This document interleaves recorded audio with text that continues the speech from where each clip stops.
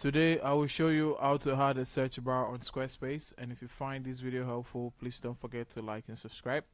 Now the first thing I'd like you to do is log on to your Squarespace account. Once you're logged on the Squarespace account, you're going to have to choose the website that you want to add a search bar for, and once you're in the website, you're going to come to the left sidebar and click on the website link. Then under the website link, you're going to come to the pages. You're going to choose the page that you want to add the button for. On the right side where it previews the page, you're going to click on edit. Now on the edit, where under the section that you want to add the button to, once you go to the left side, you see add block. You click on add block.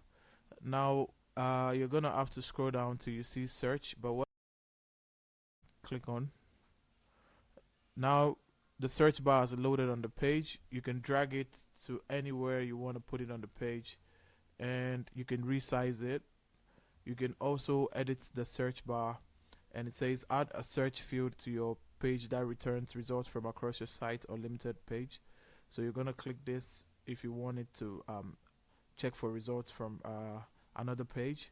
That's how you add a search bar on Squarespace. If you find this video helpful, please don't forget to like and subscribe.